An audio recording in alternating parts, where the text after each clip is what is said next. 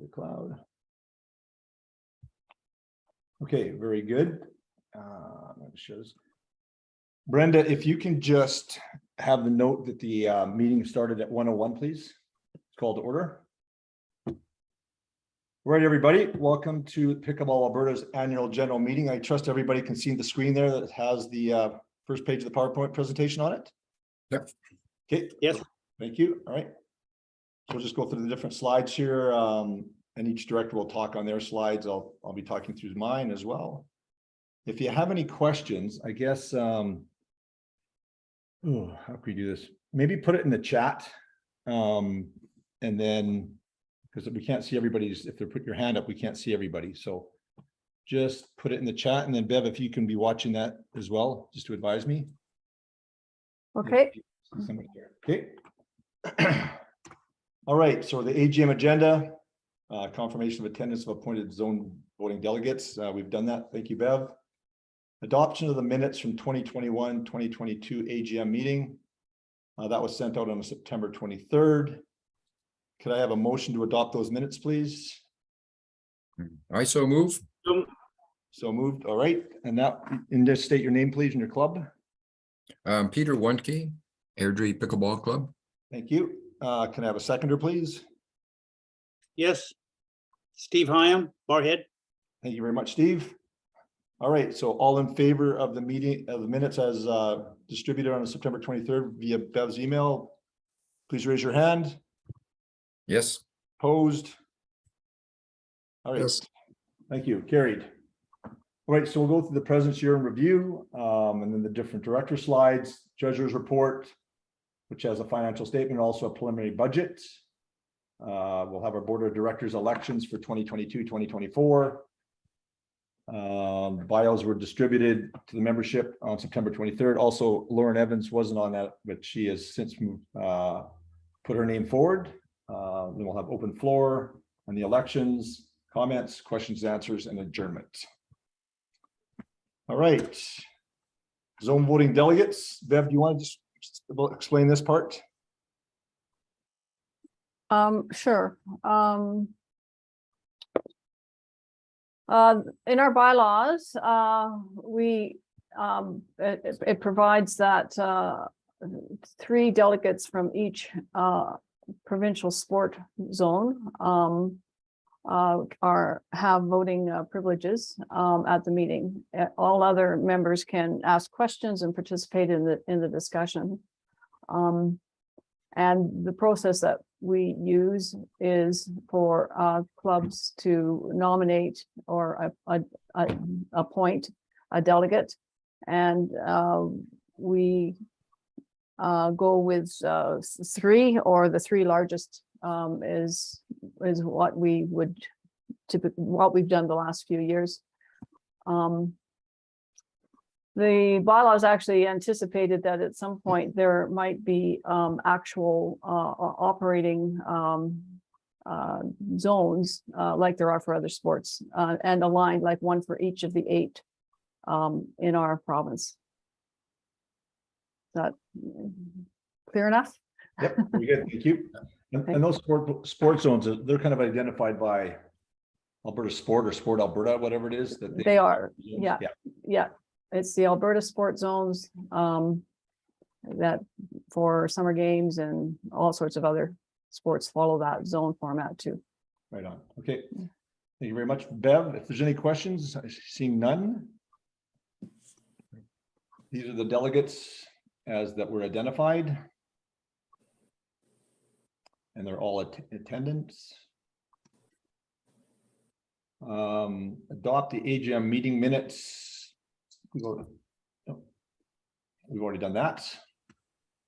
So the 2021-2022 board of directors, there's different people that have been on the board for this term. It's been a great year. We've done a lot of great things. And I'd like to say thank you to every one of these board members who gave their time and their efforts. It truly did make this year very, very, very successful. And for the first year, we had a junior pickleball director, Brent, I shouldn't say that, actually, Brenda that did a lot with juniors. And we also had a technology director, Ray Kerouac from St. Albert's. He's a new position we put together for the board. President's year in review. Again, I'll be going through different slides of this. So I just really have this for reference for the people that look at it in the future. But one thing I don't want to mention too many times is coming through COVID with full force. We came out of COVID late winter, early spring, and it's really pickleball has come full force right across the province, where it's almost an afterthought now with many of the clubs, and everyone's enjoying the health and happiness and social activities of pickleball. One of the big things we've done with Pickleball Alberta is the branding to give awareness. We lead the country in this type of thing. We've got a number of different brands that we have now that we'll be continuing to use, and again, gives Pickleball Alberta a great awareness across the province and across the country. And I can say as well, from looking at our analytics from our Facebook, our YouTube channel, that we actually get people from all over the world, as far as Australia and Korea, for example. Different sponsors that helped us out this year: Steve Deacon Pickleball, Coach Pickleball, Above and Beyond Promotions did the medals for us. Myself, Kirk Jensen, Genset Software, and Sunbreak Video. I'd like to say thank you to our sponsors, again, who have made it successful and believe in the brand and the Association of Pickleball Alberta to support us. So thank you to our sponsors. Communications. This year started out with Danny Wu from Edmonton as the communications director. She took on a new job with the Edmonton Owners Entertainment Group that greatly affected her time. So in about March, I took over the social media. Social media is a very timely thing. It's something that you can't kind of wait a week or something to do when an event's happening, and you have to be right on top of it. And the Facebook was where a lot of our demographic is. And when you post to Facebook, it also posts to our Instagram. TikTok is something that's quickly growing in popularity, and it's something that PA should consider for the future. Our newsletter is something I put together with content from the different department heads. #1 contact point for our membership, with a lot of membership commenting on its value. Other provincial leaders are also sent the newsletter and appreciate it and follow many of the things that we are doing here in Alberta. We developed a new state-of-the-art website. Ray Kiroak and myself met with the developer. We wanted to make a multi-platform website that could be used on a phone nowadays, or an iPad, or the computer. And Josh from Leads to Profit really did a great job with us. And Ray put a lot of time and effort, and I also like to thank the directors that gave a lot of content for us to put it up. So that's been a very successful initiative, and I think it's a website that'll take us far into the future, again, with being multi-platform. The Round Post newsletter, again, department updates, news of the day, events, competitions, Pickleball Cat updates, sponsors, power rankings, faces around the court. Faces around the court is one of the most popular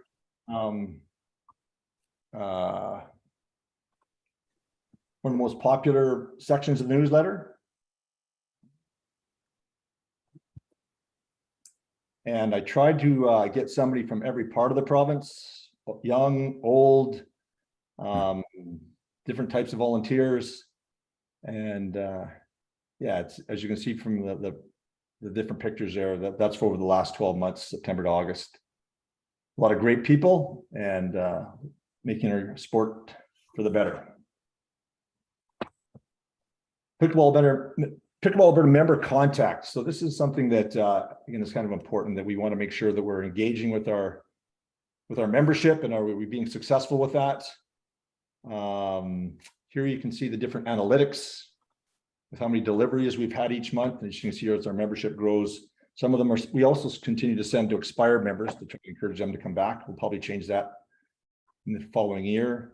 The incredible open rate of averaging 71%, or over 6,000 people now are opening it. There has been the question of what is an open to our newsletter.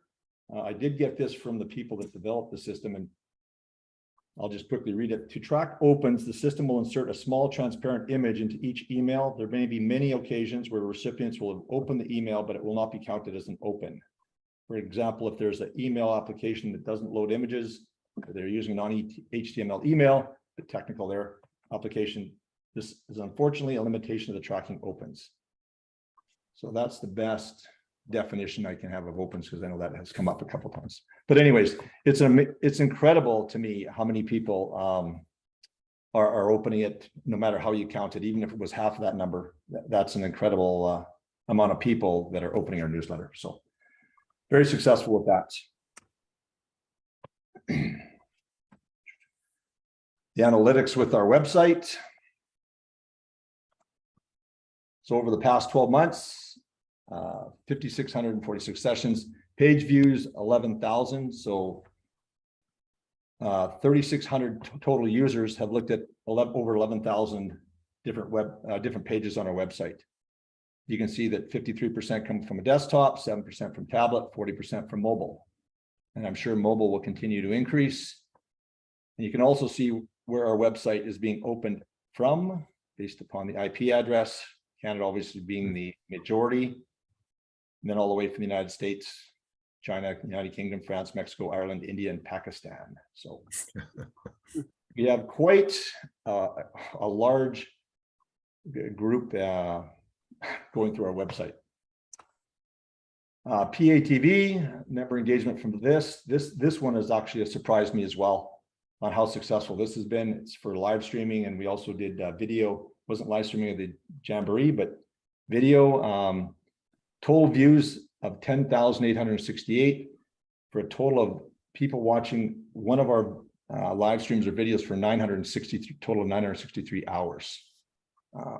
Incredible amount of time. Again, you can see where the different places are coming from.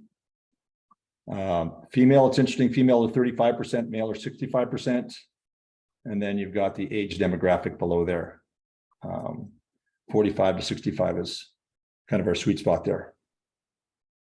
With the help of Brenda there and Dean in the future, hopefully that 25 to 34 will increase significantly.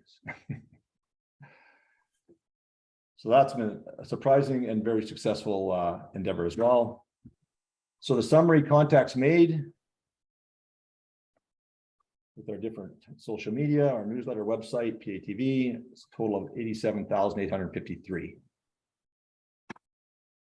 Average engagements per member per year through the services about 16 per member. Alberta Pickleball Day and Junior Jamboree are also very high profile events for Pickleball Alberta for the membership. Also this year we've done caps, jackets, banners, accessories like bandanas and things. Also raised awareness and identity of Pickleball Alberta to its members. So there aren't many people out there that said, I've never heard of Pickleball Alberta. Again, we've tried the best, and I think we are the most successful, I'm going to say, association in the world for being in contact and keeping our membership informed. Major events this year, going through them, and this is all the major events. We have the Canadian Nationals, Alberta Pickleball Day, Ilse Wong. Thank you very much for all the work you did with that and spearheading it. The June 55 plus games in Peace River, that was pretty well run by the Peace River Pickleball Club. July, we had our provincials in Medicine Hat, which was very successful. First time we did have the year awards, which were awarded at provincials. The nationals for 55 plus, our Alberta team. And then a very successful junior jamboree in Red Deer. Thank you very much to Brenda Fazer and her team and all her volunteers that made that an incredible success for our juniors. As you can see, the number that attended. Governance path moving forward for Pickleball Alberta. As you see, we spent a lot of time. Pickleball membership continues to increasingly grow along with more clubs affiliating each year. Current growth and time commitment with PA's current organizational structure is really not sustainable with the amount that we're doing. Pickleball Canada now has 2 full-time paid staff members and an office. Pickleball Quebec is about the same size as Pickleball Alberta, has a staff member and an office over the past year. Pickleball Alberta, really to be sustainable, has to move from an operational board to a best practices governance board and staff to handle the majority of the operations. Everything from maybe the newsletters to do a meeting preparation for also doing different events and things like that we have to help along with a lot of the organization and structure. It takes a lot of time. Also apparel and things like that. If we want to continue with that, I know I won't be this year.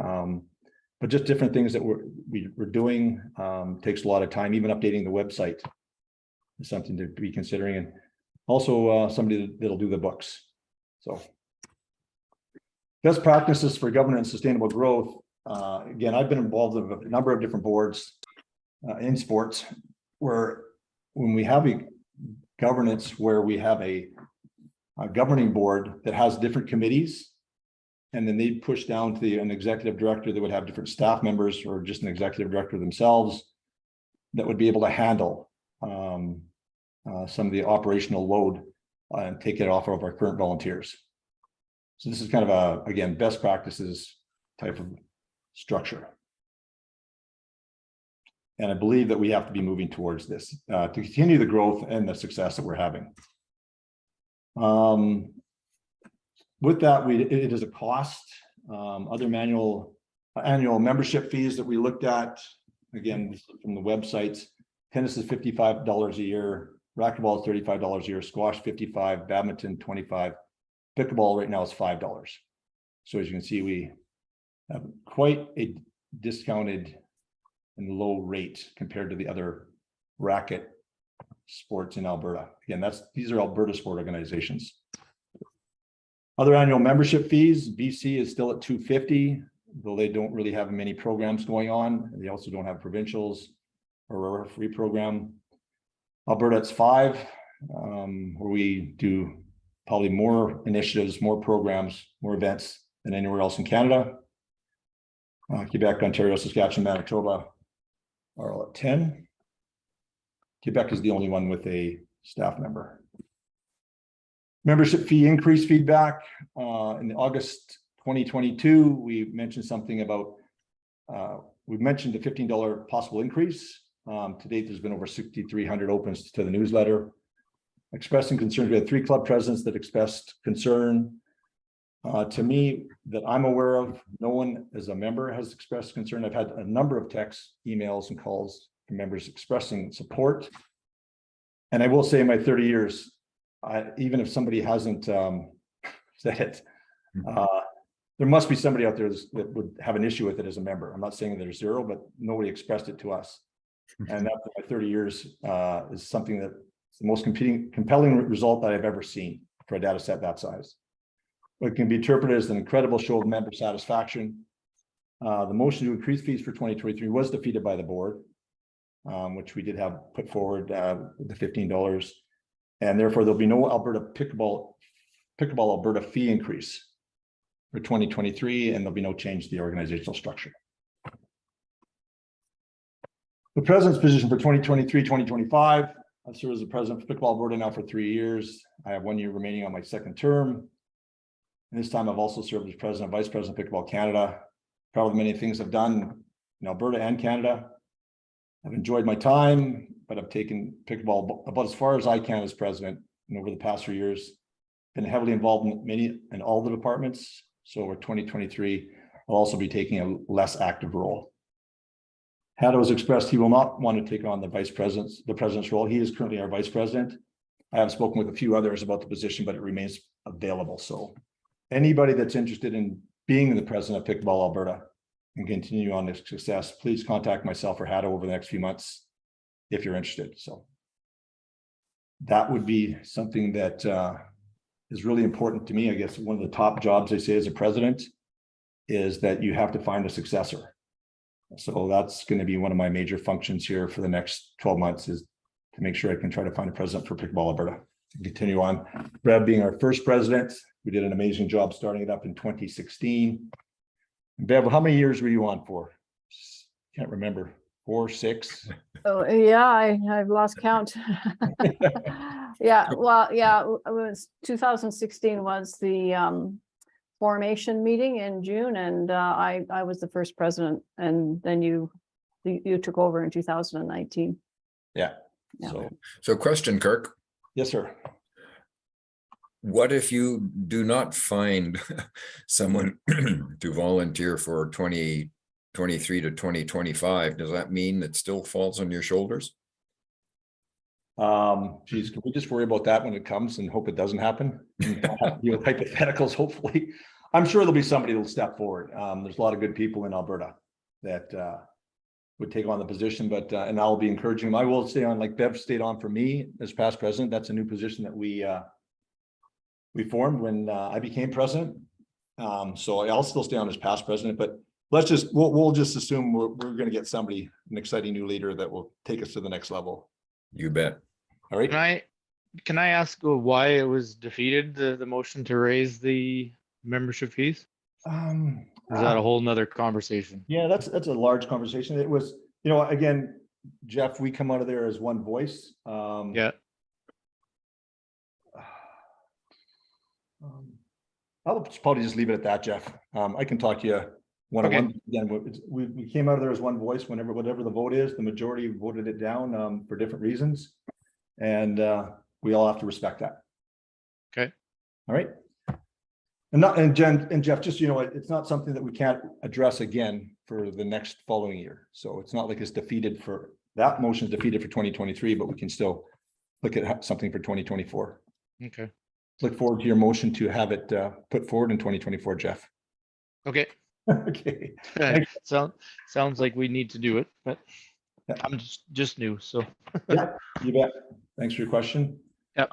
Okay. Haddo, are you on the call? I know Haddo's at a trade show and he was telling me that his service wasn't very good where he was at. Haddo, are you on the call? Okay, not hearing from Haddo. I'll just quickly go through his report here. He supported myself, the president of Pickleball Alberta, whenever I wasn't available, running meetings and again, doing different tasks that I asked him to. Did a great job at it. Super high energy young man. Really tried to encourage him to be the president for this year, but again, he's running his own business now that his father left to him, and very successful at that, which doesn't surprise me. And so he just doesn't really have the time, unfortunately, to step forward as president. He ensured that decisions being made are aligned with the values of Pickleball Alberta, stated with our student plan, and he supported youth initiatives and competitions for growth in Alberta. He was one of the big contributors for our junior jamboree, where we had probably a dozen different coaches, Brenda, that are high-level players that he brought out to the jamboree that all the juniors could watch play and play with.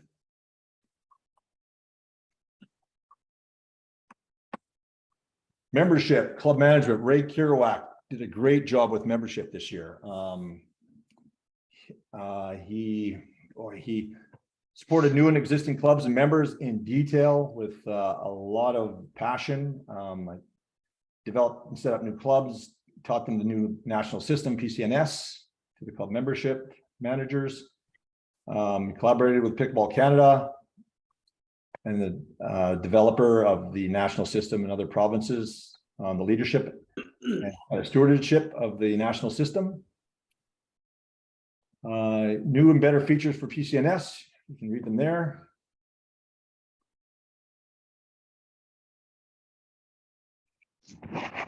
So I guess an important one there for all you member or your club presidents or membership directors is that we're going to be starting to delete expired members that are older than 2 years old out of the system.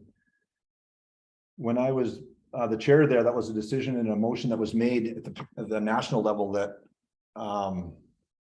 we would keep people in the system for 2 years, and after that they would be deleted. There's also some sort of a data, and more probably through Quebec, that after 2 years you're not allowed to keep information to store. So if they're not active, you have to be deleting them. I believe it was something to that effect.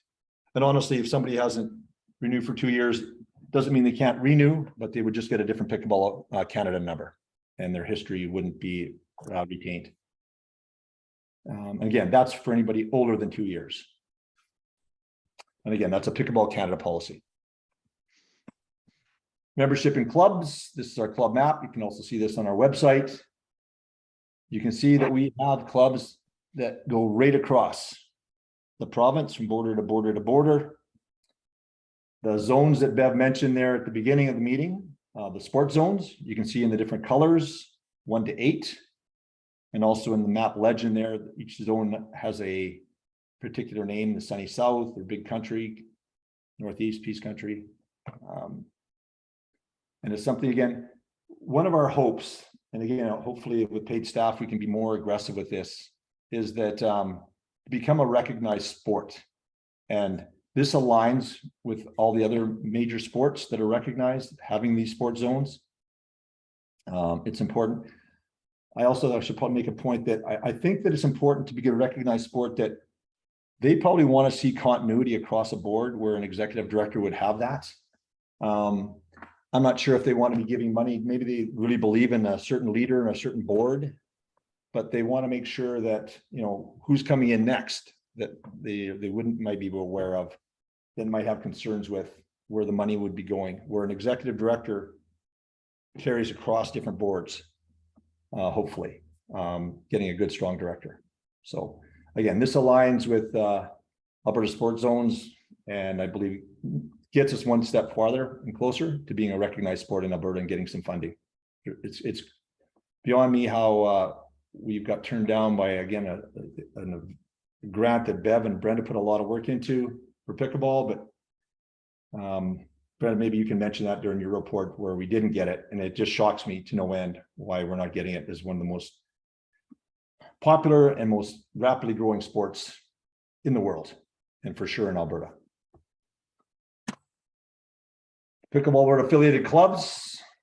We now, pardon the spelling mistake there. We have 5 more clubs affiliated, now at 30. Several more are forming. We're also looking at doing different community leagues and facilities who are also interested. Ray's done a lot of work. I was part of some of the conversations there. I see now with Pickleball Canada, they've taken his work now and put it forward to the provincials, other provinces, for approval and their feedback. So welcome this year to Fort Saskatchewan, Cochrane, Elk Point, Sundre, and Bow Valley. Glad to have you aboard. Membership demographics.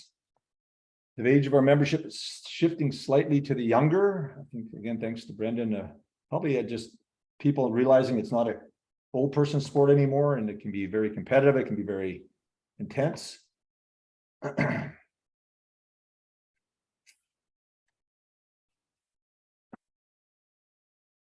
By gender, in 2022, 50% of our membership identified as female.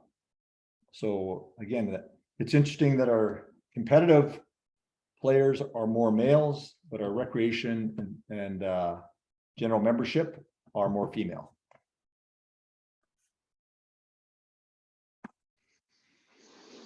This here's a pretty telling graph of where we are, where we've been, starting in 2016 there with Bev and her team. And then in 2019, it had, you know, a really nice rise there. But then in 2019 through most of 2020, we were in COVID, where we couldn't play a lot, and therefore there wasn't a lot of growth in membership. Quite surprising, we didn't really have a decrease in membership either. And then after COVID left, our general membership just went on fire here. Since September of 2021, we've had a 71% increase in our membership, from 4,300 members now to over 7,600 members. Any reason why that big jump? Any thoughts on that, Kirk? Well, I think that pickleball is getting a lot of just general exposure through media and things like that. I think that the professional tour is bringing some people in. I think it gets to be organic when you're just based upon, we call the popcorn theory, where the more people you get, all of a sudden you get a critical mass. The wheel starts turning, and it just takes off on its own. I also think in Alberta here, again, we've done a great job connecting with our membership. And so people see a reason to join Pickleball Alberta. I know that there's probably as many that have joined Pickleball Alberta that are players that are playing pickleball that haven't. So even though we have a 7,600, I'm sure there's probably over 15,000 that probably have played pickleball. So there's still a lot for us to capture there, and I know, well, if we have a similar increase, we'd have 13,000 members by end of September 2023. Yeah. Okay, no, thanks. Yeah. Technology, Ray Kerouac also took care of this national system. He took care of our Google Drive. We maintain our domain license. And again, Ray and I worked extensively with Josh from Leads to Profits, and we launched our new website in the spring in time for the new season on May 1st. Officiating report, good. Garen, I don't have to speak anymore. You are the man. Garen Jones, our officiating director. Well, you're doing such a great job, Kirk. I don't know. I think you should just carry on. Thank you. Yeah. Well, first of all, we continue to hold a number of clinics throughout Alberta. We had 7 in 2022, and there you'll see the centers that we held them at, including one just recently in Calgary, which was the second one there. Our total accredited referees in Alberta now is 81. Actually, since I actually put this information in, we've got a couple of more, so we're up to about 83. Oh. So that includes level 1, level 2, and we have 9 certified referees, which is the most in Canada. We have 9 of the 22 USA Pickleball certified referees in Canada. And also through our National Officiating Advisory Council, which I sit as a representative of Alberta, we've done a complete review of our referee program, and we're about 80% towards having our own Canadian certification program. We have some key positions to try and fill over the winter that would make this program move forward. But hopefully by 2023, we will be able to offer a Canadian certification program. And I'd just like to say, you know, a part of the great success of the officiating report here, and a big part of it, is the trainers we have. Mm-hmm. And I know that Brian's on here, Brian Shribney, Brian and Julie Shribney, Jean and Val Volman, Trevor Berndred, all do an awful lot of training on these various clinics and assessments and so forth. So I have a great team that I work with, and I'm very appreciative of that. And that's about all I have to report. And I'll answer any questions if anybody has any.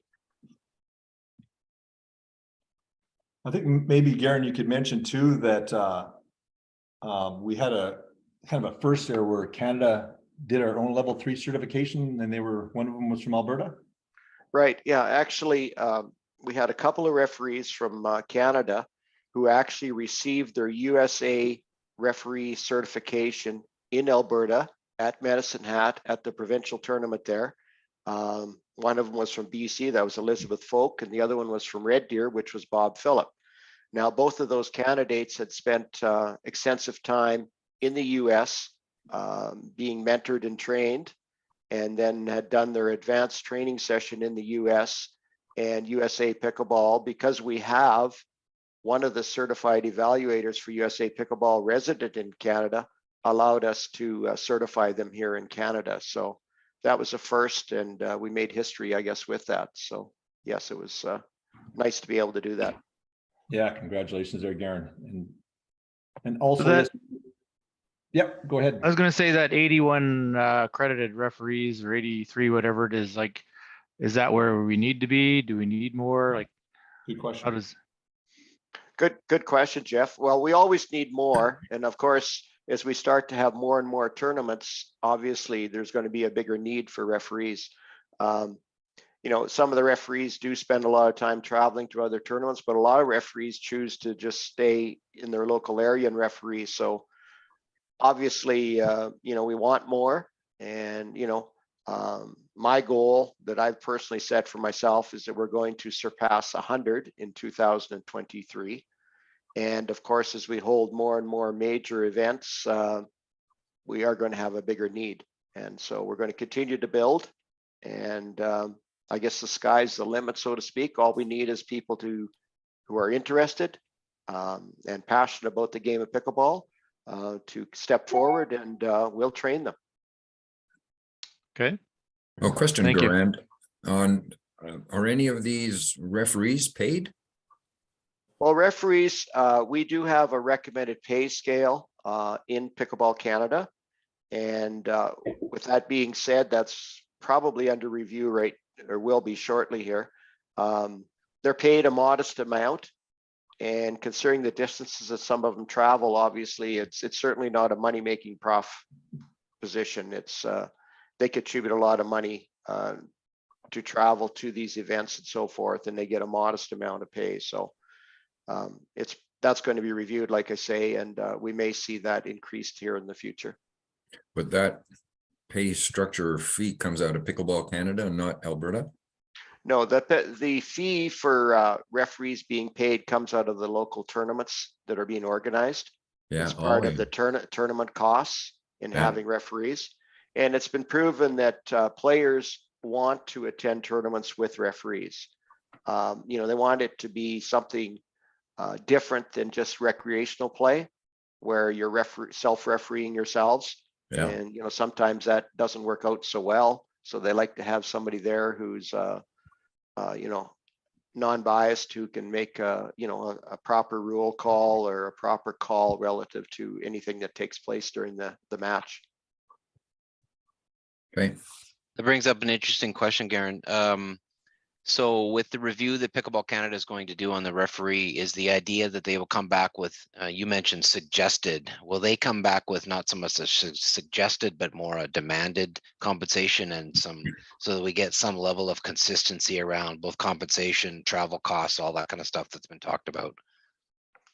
Well, I think it will be a recommended pace level. However, it's up to each individual tournament to decide whether or not they want to follow it. The only thing is that obviously if it's a sanctioned tournament, there's going to be a little bit more, I guess, of a requirement for sanctioned tournaments to follow that pay scale, especially if they expect to have referees attend. Because as we see, and as we've seen in the US, there are so many tournaments now that referees actually have choices of which tournaments they attend. So if you want to have a sanctioned tournament and you want to have particularly certified referees or level 2 referees or level 1 referees attending, you're going to sort of have to follow the pay scale in order to get them to attend. Otherwise, they're not going to perhaps attend, and you're going to find yourself short of referees. Thanks. And I guess on that note, Karen, like our provincials, what were we, about 90% had officiating for 400? Yeah, actually, yeah, I think we had 8 matches in total that did not have referees. And as Wanda can probably, or Ken can probably contribute to, there were long days and it was hot weather, and we had to scramble to have the referees work. And I know one referee in particular worked 20 matches in one day, which is, you know, incredible, especially when it's, you know, plus 30 degrees out there. Yeah. So we obviously need to create more referees, and we need to provide more of an incentive for these referees to attend these major events. Because like I said, there's a cost there to them, you know, whether it's travel costs, hotel costs, etc. It adds up. So that's one of the reasons why, as the National Officiating Advisory Council, we're sort of reviewing what referees are paid, and we'll be making a suggestion to Pickleball Canada board that they approve perhaps a change. Yeah, and I guess it should be saying for Pickleball Alberta there, we do give them a shirt to kind of give them some credibility and a bit of uniform look across the courts there, where the blue is a level 1, Garen, and gold's level 2, like our 2 colors of our provincial logo and our provincial colors. So and also for level 3, we've introduced, let you say that, Garen, for this year, it's probably something new that we're introducing for level 3. Well, and you know, with the level 1s and level 2s, I will say, first of all, that Alberta was the first province in Canada to actually implement that type of program. And a lot of the provinces now are following suit. So it's been very well received. And what the provinces are doing, they're sort of they're choosing their own colors. So for example, we've gone with blue and yellow being symbolic of the Pickleball Alberta colors. New Brunswick has gone with red, and so on, and they vary from province to province. Not all provinces have instituted that yet, but a new program we're going to introduce for our certified referees who up until this point have received nothing through Pickleball Alberta. And for any level 2 or level 1 referees that have refereed 200 matches, we're going to actually get them a referee bag, a referee pouch that they would wear around their waist, that they can put their the balls in, the clips, the pencils, etc. And it will actually have a Pickleball Alberta logo on it. And if they're a certified referee, it will also say certified referee on it.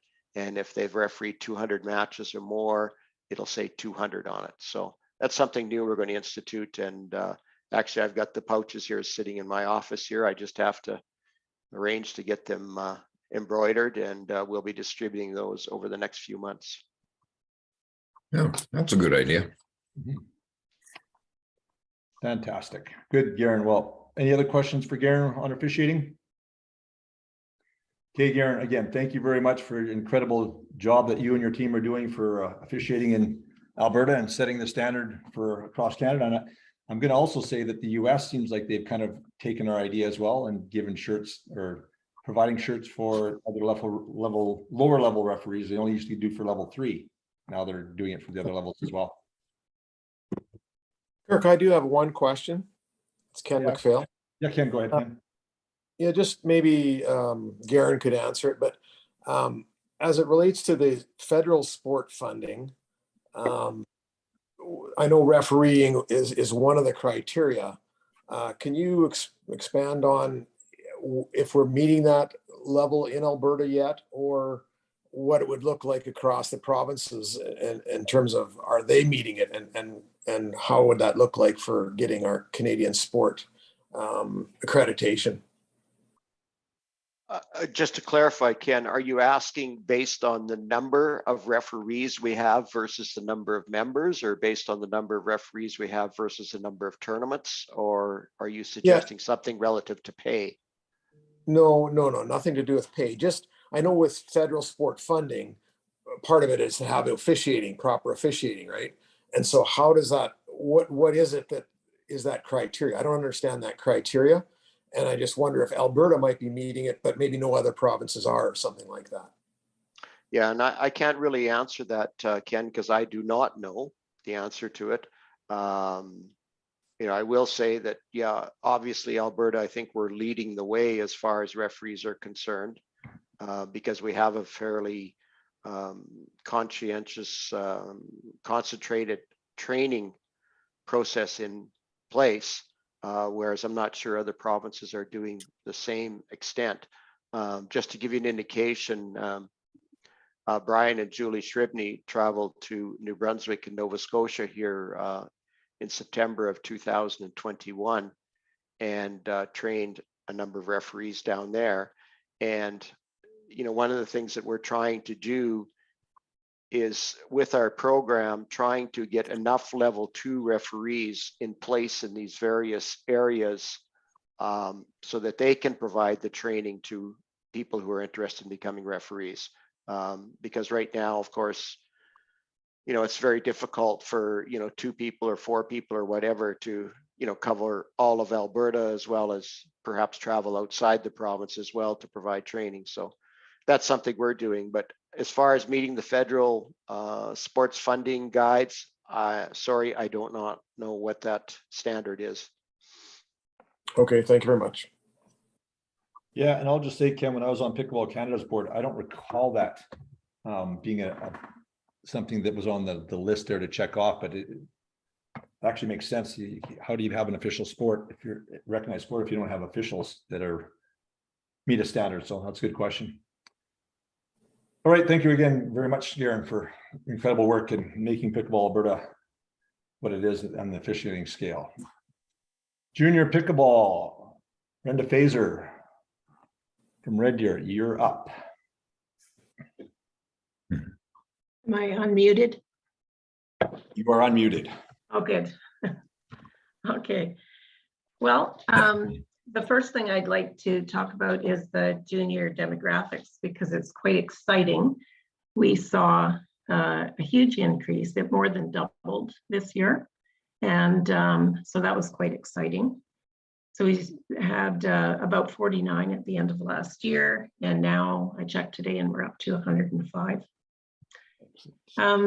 something that we do need to pay attention to is that whereas in the adult pickleball membership, 56% are female. In the junior memberships, only about 30% are female. So that might be an area we have to look at for programming and stuff like that. To help address that particular problem, I came across a grant that Alberta is offering, Sport Alberta, or SPAR, I guess it is. It's called the Same Game Challenge. And they're looking for different groups to participate in conversation and study and programming to determine how we can get more girls involved in sport. So we've applied to participate, and Ilsa has also volunteered to assist with that. And we'll certainly share that information with the junior team moving forward if we're fortunate enough to participate in that. Okay, next slide, please, Kirk. So similar to the adult membership, we have juniors throughout the province, which is very encouraging. Some of the zones don't have as many for reasons other than they don't have junior players. For example, in Calgary, the Calgary Pickleball Club is an adult-only club. So there are lots of kids that play pickleball in Calgary, but very few of them have joined a club. And similarly with Edmonton, they've got 11 juniors in the zone who are members of Pickleball Alberta, but they mostly participate in clubs in St. Albert, Parkland. Yeah, so it's just growing. It's still really new, and I'm pretty optimistic that it's going to increase at a fairly quick rate over the next few years, particularly because we know that just about every school has a pickleball program in it. All right, next slide. So this year we focused on these 4 initiatives. We offered clubs the opportunity to apply for a $300 grant from Pickleball Alberta to help purchase equipment that they might need for junior pickleball lessons. We also offered grants to schools who were introducing pickleball. We provided them with a class set of pickleballs. And we initiated a junior scholarship program. We didn't have very many juniors that were of the age for this scholarship yet, but we have it in place now, and it's out there for juniors in the next few years that might qualify for that. And we also initiated a junior jamboree this year, which was very successful. And I'll maybe talk about that a bit on the next slide. I also wanted to indicate that we do have juniors that are interested in competing in tournaments. We had a couple apply at nationals and also westerns and also provincials. But unfortunately, there's not enough of them yet to have their own junior event. I was quite excited at the Red Deer Open tournament because we had 9 or maybe even 10 junior age players registered in that tournament, which is more than any of the other ones. And they competed in the adult categories, and they actually did fairly well. Several of them winning gold in other medals. Okay, next slide, please. Actually, there you go. Same one. Yeah. Okay. So the Junior Jamboree was for ages 8 to 18. It was hosted in Red Deer. It was chosen because it's a central location.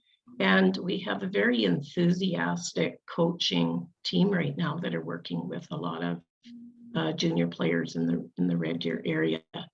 So we hosted it there. We had 43 registrations, which was beyond anything that I was expecting even a month prior to that. So it was quite exciting.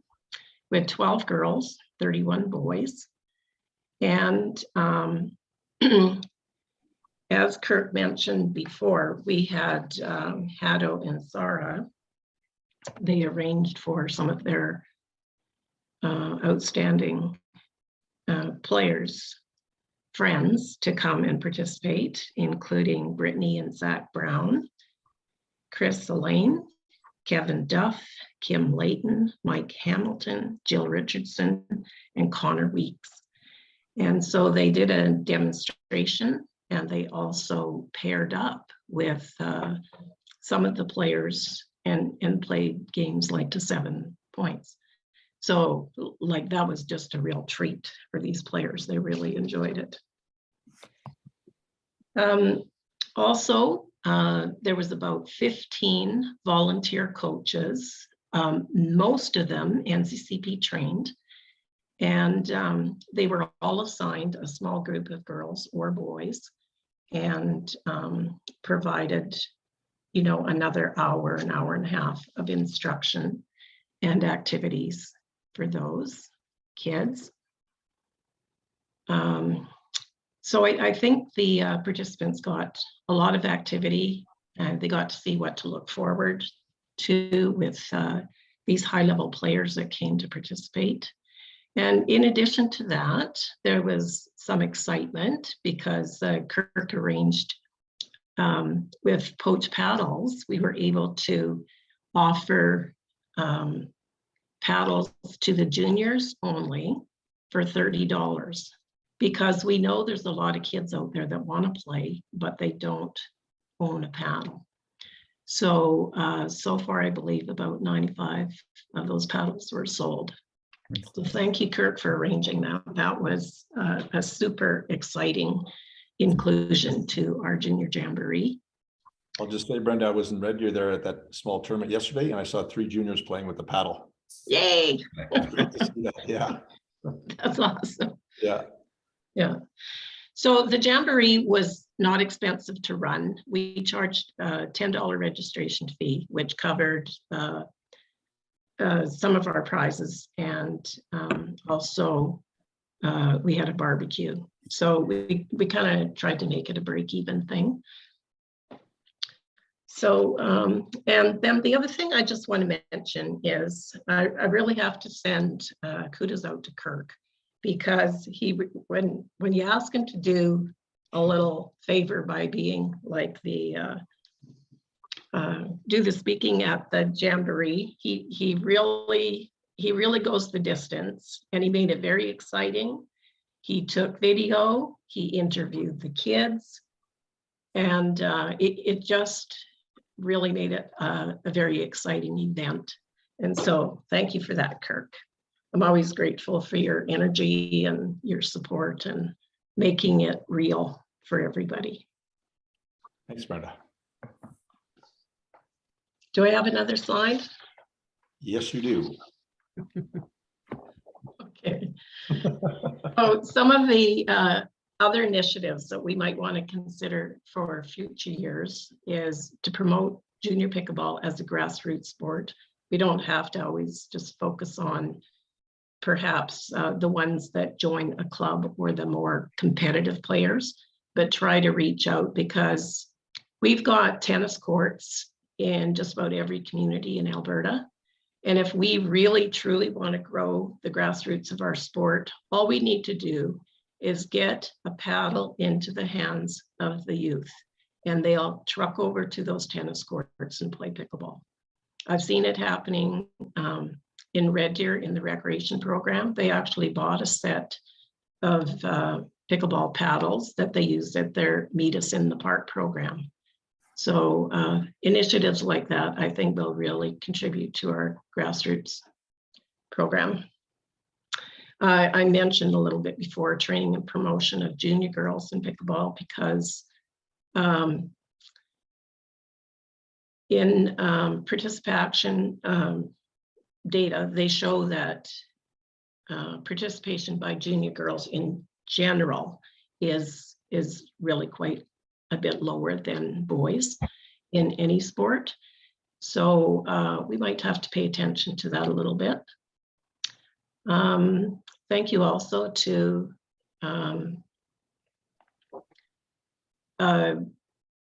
all those involved, because there's quite a few of them involved in junior coach training, NCCP, safe sport, the criminal checks. So those are all an important aspect in junior pickleball.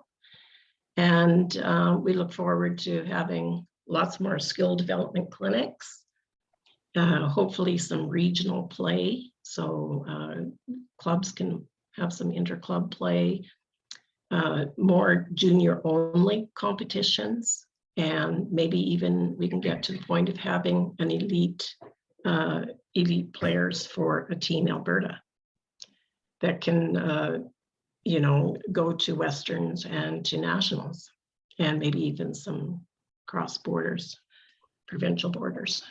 So there's lots of things that we can look forward to, I think, in the future years. And I'm really happy that Dean has stepped forward and offered to take on that portfolio, and I wish him well with it. Very good, Brenda. I'll just say, Brenda, like an amazing job that you've done, Brenda. Like it's one thing to maintain a program, it's another one basically to create it and to get the foot off the ground. Like, and you've done an amazing job with junior pickleball this year that there's not many could have put as much energy and time and focus into it, something as important as it is to a sport as you have for our junior program. So thank you very much. But with that, I'll ask. Yes, absolutely. I enjoyed it immensely. It was just a real joy to have the opportunity to do that. Yeah, very good. Any questions for Brenda or comments?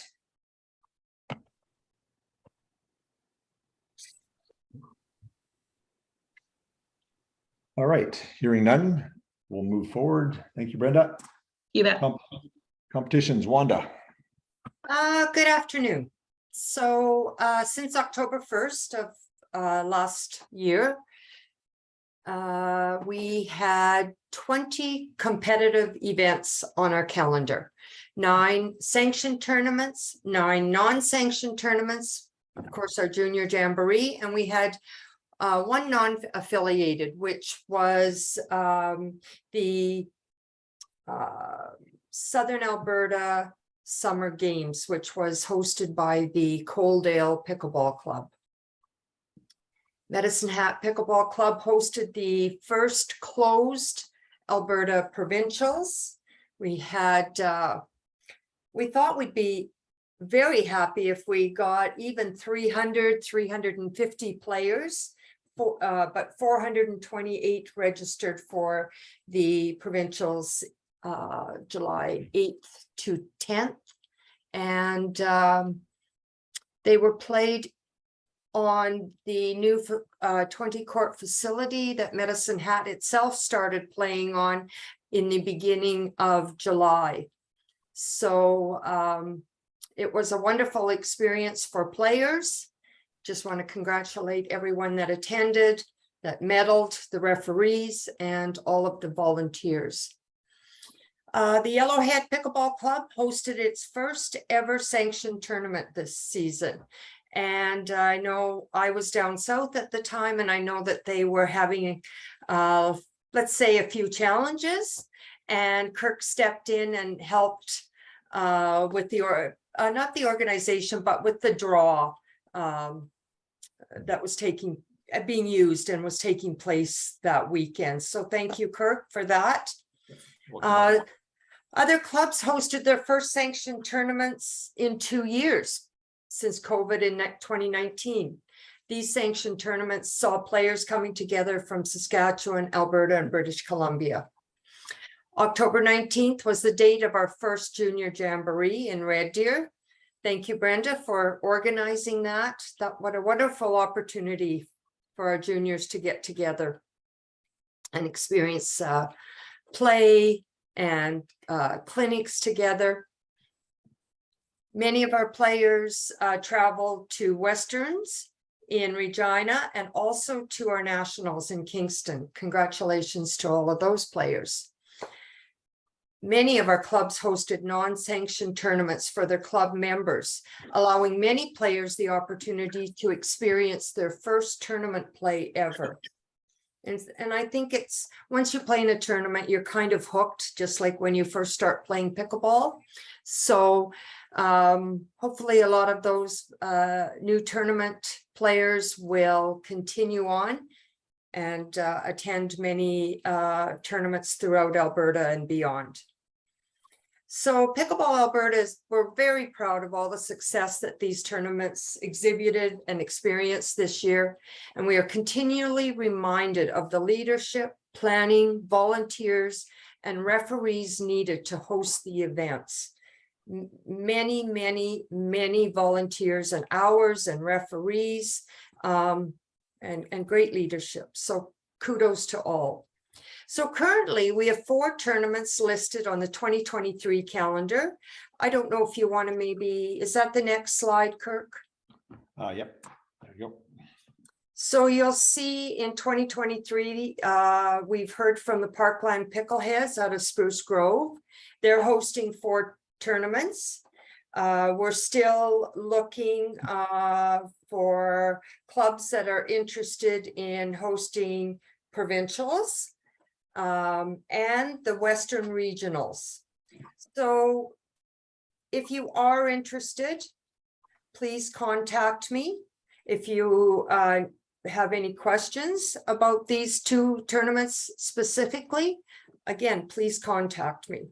And clubs, I'll be sending out a letter to everyone at the beginning of October, looking for your 2023 tournament dates.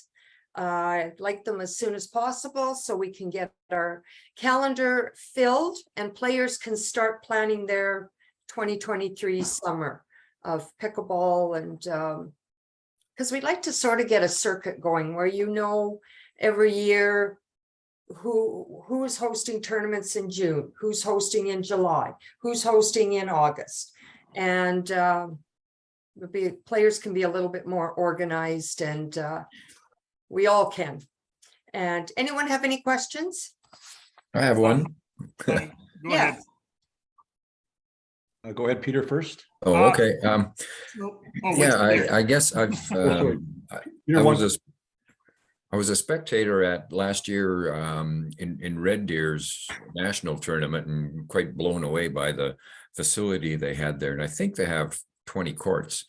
And down in Medicine Hat for the provincials, they also had, I think, 20 courts. So do you have a feel for how many courts you need to think about hosting a tournament? Well, definitely for the larger tournaments where you're going to draw, you know, provincials, Westerns, Canadians, definitely 20 and above courts. When you start, you either need to have a certain number of courts and a certain number of days, right? So what happened in Medicine Hat, even with 20 courts and 428 players, there was some very long days. And for Westerns, I know that when one of our clubs was looking at hosting that tournament, they were going to move it to 5 days instead of 4 days. So those are some of the options. But if you're a club and you have 8 courts, you can definitely hold a tournament over 3 days. You're just going to have to limit the number of people that you have. Gotcha. Okay. Yeah. Okay. Wanda? Yes. So Peter Walker here. A couple of things. So on your chart, you're saying the Western regionals to be determined. That's correct. I think that the Western regionals next year have been awarded to Parkland, I thought, and the dates are set for it. Maybe the dates aren't set, but they are holding the 2023 Western regionals. I'm sorry, they're not. Oh, they're not. They're not. They have had they've had some construction issues. They were going to expand the number of courts. That was the hope for 2023. And that looks like that's not moving as along as quickly as we all hoped. So they have let those go, and it's open for bid again. Okay, that's, yes, no, that, thanks for letting me know, because I sit on the board of Pickleball Canada, and that hasn't been communicated to us yet on the board of Pickleball Canada, but I'm sure our next meeting will say that. And no, and that's fine. I had one other question. No, I guess. maybe- I'll just Sorry. Can I just, Yeah, go ahead, Gary. I'll just quickly comment to that, Peter. I'm sorry that you're not aware of that. Garen, maybe just mention you're president of Parkland Pickleheads. Yeah, sorry. Yeah, I'm the president of the Parkland Pickleheads, which some of you may know, some of you may not know. But we just sent notification to Pickleball Canada to Deanna and Karen on Friday, indicating that we're withdrawing our bid for the Western Regionals. We're just logistically, it just isn't going to work for us this year. You know, with 12 courts and trying to put the tournament over 5 days and construction probably happening on site. There's all kinds of issues regarding parking, amenities, access, etc. We just felt that it was not good for us to go ahead and try and do it. We've always prided ourselves in having good tournaments in Spruce Grove, and we felt that this may not prove itself to be one of those good tournaments. So we felt it's best that we withdraw and let somebody else have the opportunity. Well, thanks for the update. I'll probably get an email on Monday. Thank you for clarifying that, Garen. Anything else? Thank All you. right, great. Thank you very much for all the work and keeping our membership always up to date there with your calendar and communication you keep continuing to have with our clubs there to making sure they're always got you on the list there. So Yep, you're welcome. excellent. All right. Coaching, Ilsa. Hello, everybody. Just quickly, in terms of the coaching portfolio, which I took over in December of last year, we quickly, or hopefully fairly quickly, created a coaching working group with a number of volunteers across the province, everybody and across the province from Lisa Lovelace up in Grand Prairie, Mike Cooper, and Kirk eventually joined as well from Edmonton area. Mike Gaisley, Stephen Hansen, and Kevin Doucette from the Calgary area, Dean Kreutsch from Red Deer, and Heather Kuhnfer from Okotoks. So a pretty not only diverse in terms of interest, but also in terms of certifications, because the main certification program through Pickleball Canada and Tennis Canada is the NCCP program. Level 1 rollout started a little less than a year, or about a year ago. And in about that time, we've have over 90 level 1 certified coaches. Level 2, just as an update, is actually being piloted right now. Last weekend, they ran 2 sessions, one in Ottawa and one in Toronto. And I've been in contact with the Tennis Canada and Pickleball Canada, and they are looking to bring a level 2 potentially to Alberta in January. So we might be one of the first provinces to get a level 2, which will be pretty exciting for us. Awesome. We also participated in Alberta Pickleball Day, which was June 11th, as a bit of a kickstart to the outdoor season. We got some pretty good responses, social media postings, etc. for the day. We had some competitions, and those were pretty well received by the membership. And we had contributions from Poach Pickleball and Shuswap in terms of prizes for that. And finally, I have been fortunate to be sitting in some of the national pickleball meetings as they relate to coaching.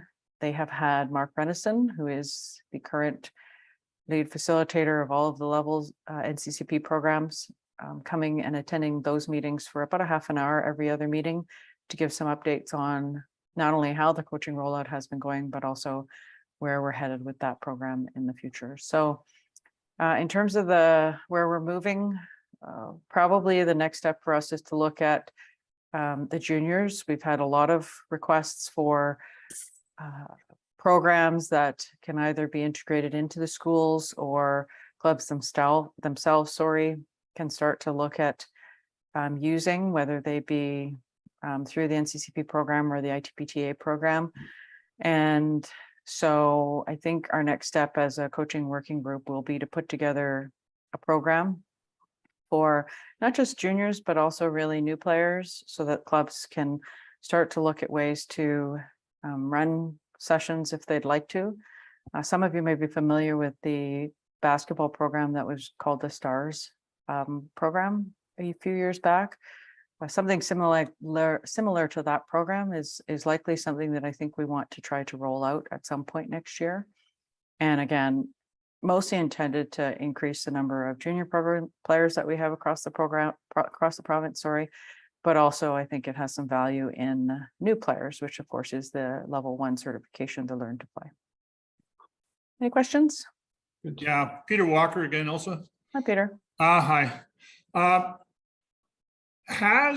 Since they're rolling out finally the level 2 coaching, and I did see that note before, has there been any discussion with equivalencies, et cetera, with like Alberta has, I believe, a fair number of USAPA certified coaches at certain levels. Has there been any discussions yet with Pickleball Canada, Tennis Canada on any equivalencies they're going to accept from those coaches into the level 2 yet? I'm not familiar with what the USAPA, which program they eventually integrated into from a coaching perspective. Regardless, the NCCP does have an equivalency, a set of criteria for equivalency. For level 1, if I'm doing this off the top of my head, I believe it was the equivalent of 1,000 hours of pickleball coaching, a minimum 3.5 or 3.0, and a letter of support from the provincial organization. So there actually are some criteria set in place for equivalency for level 1. And as they roll out each successive level, they will introduce the equivalencies for those levels as well. Okay, well, thank you very much. Yep. Any other questions? I'll just maybe make a comment there, just for Pickleball Alberta, is that back in the winter there, Pickleball Alberta fully subsidized probably about, I don't know, do you remember how many coaches we subsidized to take the level 1 courses that Mark put on? I feel like it might have been anywhere from 18 to 22 in that range. Yeah, which is around, well, yeah, that's probably somewhere in that number. So, and that was probably around $3,000 or $4,000 that we subsidized. I think it would, depending on the size of the club. If it was under 200, we subsidized 1. If it was a club over 200 members, we subsidized 2 with a full invitation. So that, again, Pickleball Alberta seeing the importance of a coaching program and coaches in our game. So we wanted to make sure that that was not a roadblock for the cost for some of the coaches to take the course. So, and I have to say, Elsa, thank you very much for representing Alberta at the Pickleball Canada Impact meetings. That's really important that you're there. So good stuff. I know they have another one coming up here. I think, I don't know if you got the note there, but another one's coming up. So yeah, very good. All right. Thank you very much, Elsa. Bev, you taught nice bridge there from Pickleball Canada to the bylaw reviewing ongoing. So there we go. more than thank you very much, Bev, for taking this important but absolutely I don't want to say difficult, but important. We'll just leave it an important initiative on for the. Yes, I think we all are familiar with the earlier January 2022 proposed revisions that were ultimately retracted. And so with the election of their new officers or directors for Pickleball Canada in May, in June, they formed a governance committee of the Pickleball Canada board. And a key role of that is to lead the discussions and the whole process of creating bylaws for Pickleball Canada. There's been some meetings. It's been a little slow to start, but it feels like we're starting to get some momentum now. And the big discussion is on a membership class. I'd just like to point out that 2 members of the Pickleball Canada board who are on the governance committee are also Albertans. Doug Fogg, who is the appointed rep for the Western provinces, and it was Alberta's turn, and Peter Walker, who was elected as a board of directors. So for Pickleball Canada this past year. I would like to see this project through as long as it's in my lifetime. It's really important, and I will be mainly reporting into the Pickleball Alberta board and recommending some material that can go out to clubs. But if there's any, and I know there's a few that are quite interested in this area that are out there, anyone who's wants to know what's happening or has a view on bylaws for the national level, you can reach out to me anytime. On next slide. The other main project that I was involved in this year was rolling out the vulnerable sector checks. And that was a part of a screening process and an abuse prevention policies that were introduced and updated at Pickleball Canada and then rolled down to provinces. So we're in the process of finalizing policies, or almost there, but it's a jurisdictional thing that we kind of have to sort out. But in the meantime, after consulting with clubs, and we had some great sessions, and the coaching working group also reviewed a lot of stuff. We've had some really retired and active police folk who have the pickleball habit provide advice and guidance to us too. So it's been a good process.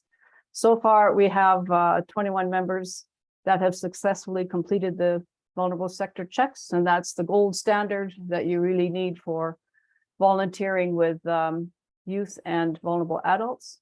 And at the time of writing, it was the clubs of Camrose, Parkland, and Red Deer. And since then, we've had about 5 members of the Medicine Hat Pickleball Club start the application process. I've yet to get a report back from the Medicine Hat Police Department, but I'm sure that'll be forthcoming pretty soon. The next slide. The other part of screening is just police checks, and Pickleball Canada and other provinces have introduced Sterling Back Check. It's an online screening process. They're used for a lot of other sports, hockey, and many other sports. So also, if you've taken the NCCP, I think you have to complete the Sterling Back Check, what they call the Enhanced Police Information Check. It's done online typically, unless there's some extra information that needs to be obtained. It's turned around within a day.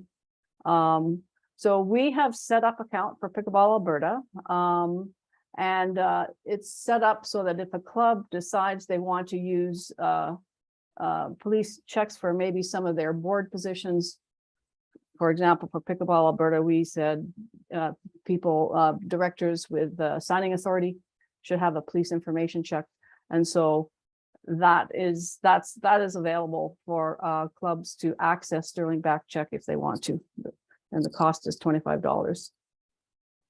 I've had Connie Trinchy from Parkland, Marcel Latouche from Okotoks, and Dave Edwards from Parkland step forward and provide a lot of comments and review and suggestions for our screening work. And so I want to acknowledge their contribution this year. It's worked out pretty well. Any questions on anything that I've just talked about?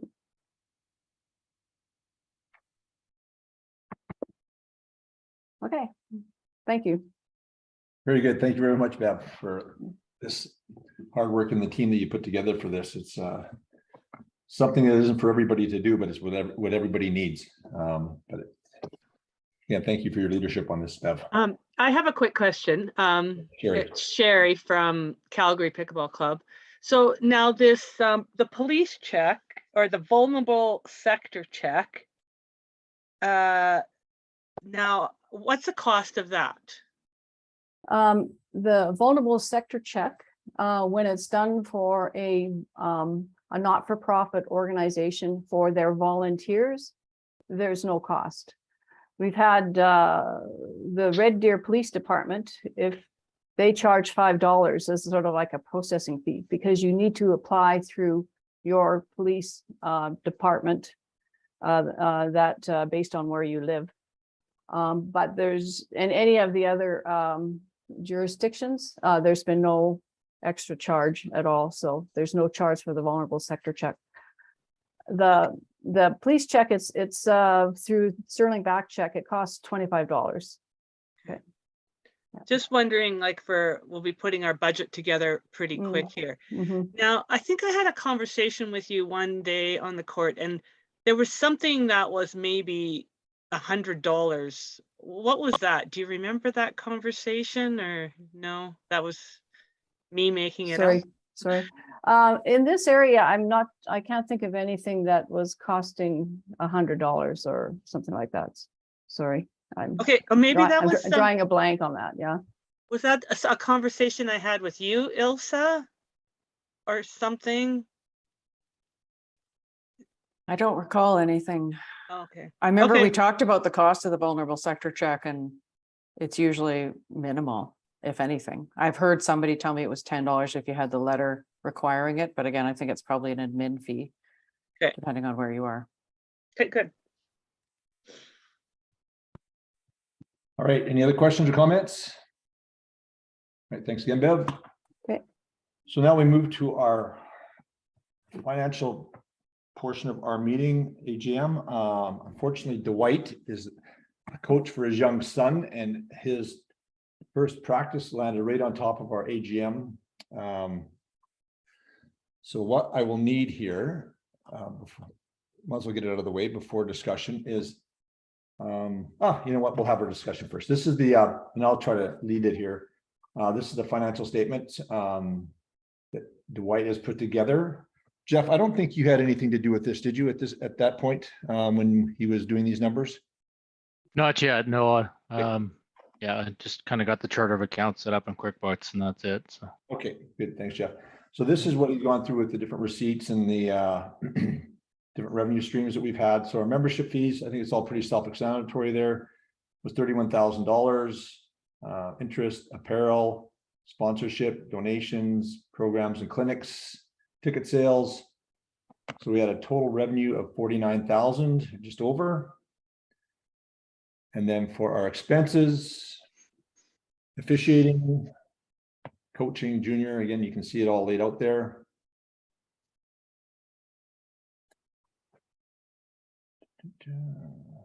We're hoping at one point here again that we'll be able to have an AGM that we can probably do with two different, maybe even both in person and also with Zoom, but that's why we normally had facility and hall rentals, travel and miles accommodations to cover that.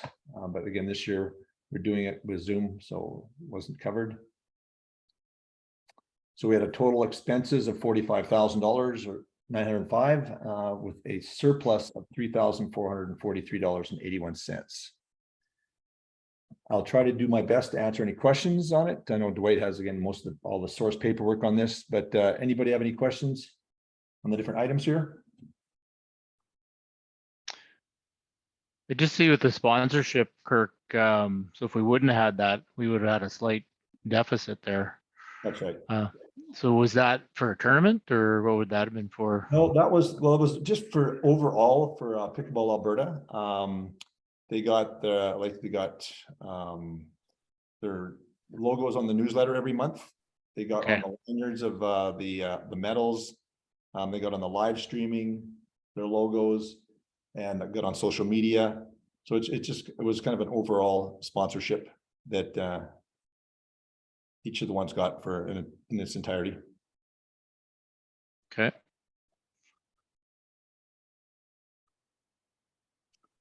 Any other questions, comments? The other question that comes to mind is revenue is reflective, obviously membership fees being the biggest piece of it. It was talked about that we had more members than we perhaps budgeted for this year. How does this compare to budgeted? Ooh, that's a good question. I know it's more than, I think we budgeted, was it 6,000? And I know right now, I'd have to look in, but maybe it was 5,000 we budgeted for, and we have 6,300 members. So yeah, we're well over our budgeted amount that we were for membership. So does that mean on the expenses side, we're a little bit over our skis in terms of spend as well? Yes. Okay. Well, that said, I don't recall the last year's budget offhand. If we were in a deficit position, I don't think we would have wanted to have a deficit budget, but it might have been the case. From a feedback, just from a feedback perspective, that might be something to look at for next time as a, as a comparison sake. It's one to look at what happened. Let's talk about, what could have happened or what should have happened, right? So. Yeah, fair enough. I've got a question. Maybe just a question on the apparel and accessories being at like 15.6 and the sales of apparel being at 11. Is that something that can be adjusted, or is there some other explanation to that?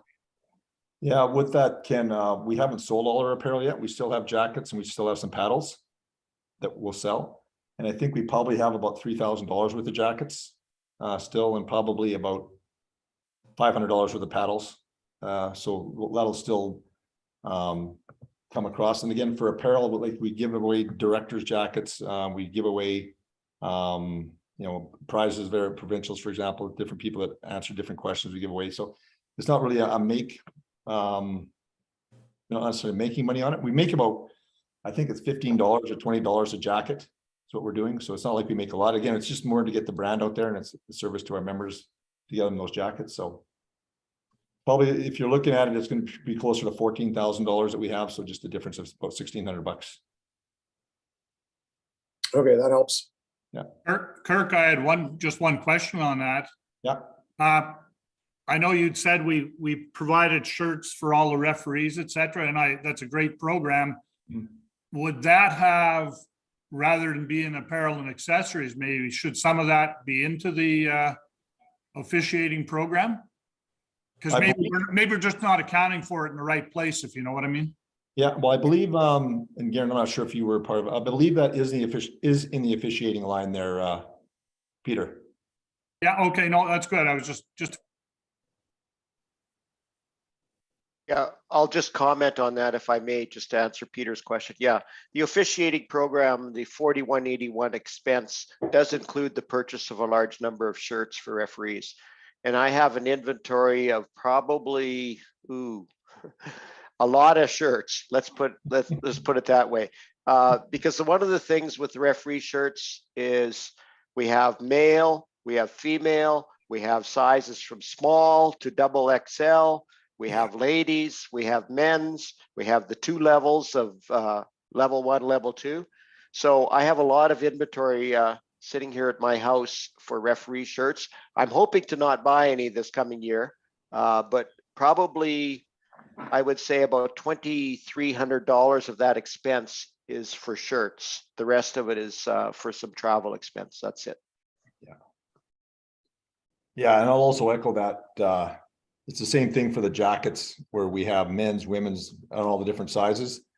And I'm the one that's been doing all of that work between processing orders, payments, shipping, embroidering. Kirk's getting out of that business, so we won't be doing a lot of apparel next year. So if you haven't got a jacket, there's a few left, so make sure you get it. Are those available for sale on our site, or? No, I did every now and then I put it in the newsletter. Okay. And sometimes we bring it to different events and tournaments, but otherwise, yeah, just contact me if you want one. What about promotions there, Kirk? What that's a big number as well. Is there anything that can be explained there? Promotions, that would be, I believe the paddles, the pickleball paddles were there for the juniors. The live streaming was in there. Again, I don't have all the line items. Unfortunately, Dwight has those sources, so I can't say exactly, Ken, what all the different items are.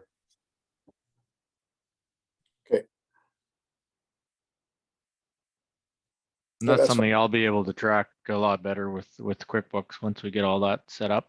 Yeah. And it's much more, also the accounts there, I think it's thanks to the St. Albert Pickleball Club, we got their chart of accounts. It's much more detailed than this as well, isn't it, Jeff? More line items. Yes, yes, it is. Yeah. Yeah. So it's again, it's taking Pickleball Alberta to another level here. We're kind of at that point as well. That we can get that.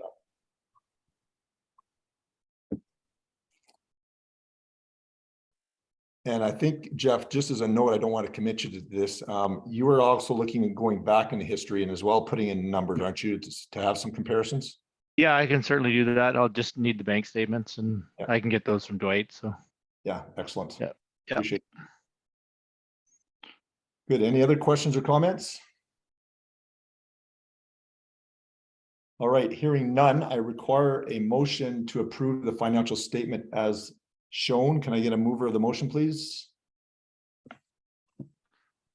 I so moved. motion. Peter. Peter Wunke, Airdrie. Airdrie, thank you. Can I get a seconder? I can second it. Jeff, just say your name and for the minute, sir. Jeff Holm, In the club, Jeff. St. Albert. Okay. Yeah, but as Jeff is actually not a designated right. voting. So sorry, Yeah, Jeff. fair enough. So one of the delegates then, please. I will. Dean Edwards, cameras. Thanks, Dean. All right, any further discussion? All right, just we'll do a vocal vote here. If you want to just unmute yourself or if you want to raise your hand. Probably, I can't see everybody here, so if you can just do a vocal vote. All in favor, say aye. Aye. All opposed? All opposed? Carried. All right, thank you very much, everybody. And go to the next slide here, which is our budget. Again, you'll look at the revenue. We're looking at approximately we're looking at a budget of 7,000 members. So 35,000 for that. Apparel, again, we're going to drastically take that down. I've been the one that's kind of looking for sponsors again, and I'm going to start stepping back quite a bit here from Pickleball Alberta. Doesn't mean I'm not fully engaged. One person said to me, Kirk, your phasing out is better than most people's 100%. But I just got some other things I want to deal with as well in different levels. But programs and clinics, again, that'd probably be for coaching and things like that. We'll look at doing and our different programs we have over to the right.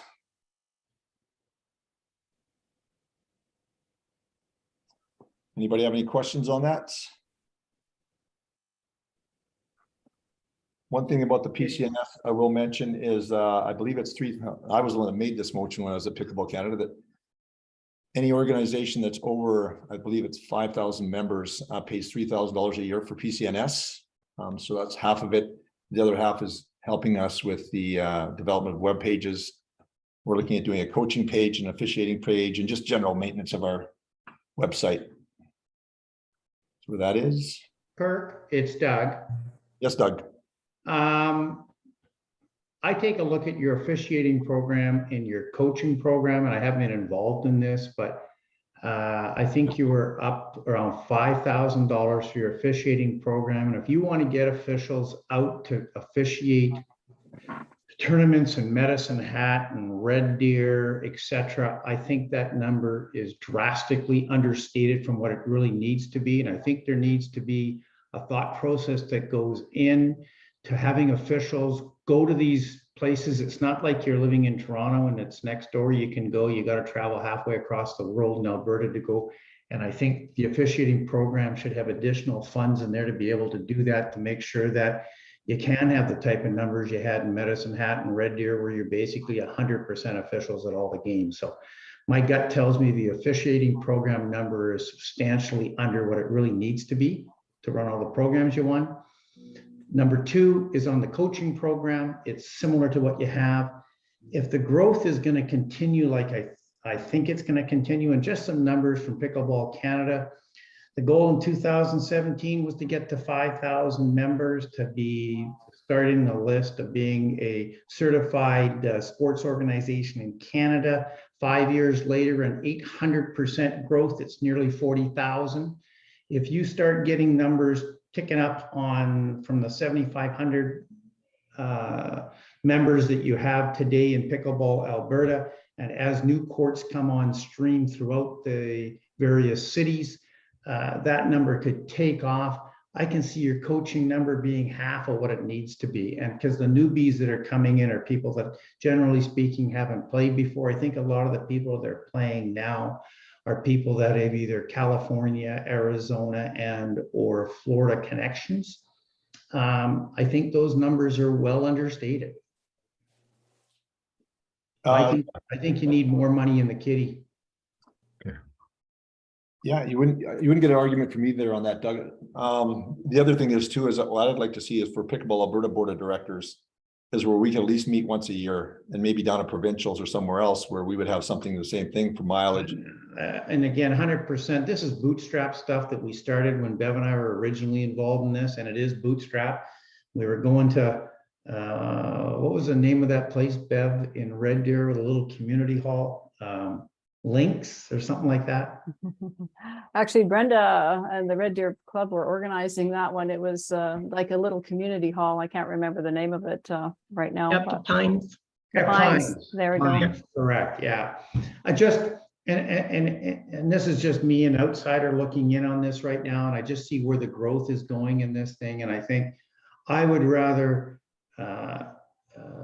be on the, and again, when we first started Pickleball Alberta, we put 50% of our money, and we had none, into basically starting up a coaching program, because we knew the wave was coming. I think it's coming again, and I would hate to have not enough coaches out there. I'd hate to not have the right officiating program. If you're going to run 13, 14, 15 tournaments across Alberta in the upcoming year that are sanctioned, be great to set the bar high and have them totally all the matches done. Anyways, I know this is for what the budget is. I just think those particular areas are areas that look to me like they're underfunded, and that's just my thought process on this.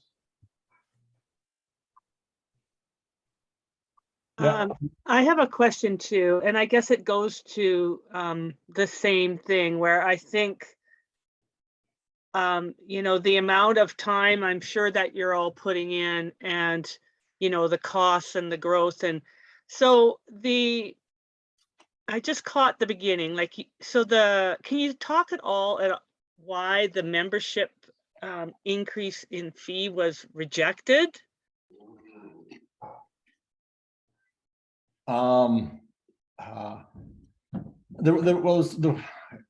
was some concern by some board members. Honestly, that's a difficult question for me, Sherry. Bev, do you want to answer it, or somebody else? I just know we have to come out of there with one voice, Sherry. There was, again, 3 presidents expressed concerns, some very strongly, that they're actually phoning board as directors, and stated their case there that maybe it wasn't enough time for them to look at putting it into their fee structure for their members and give them notice.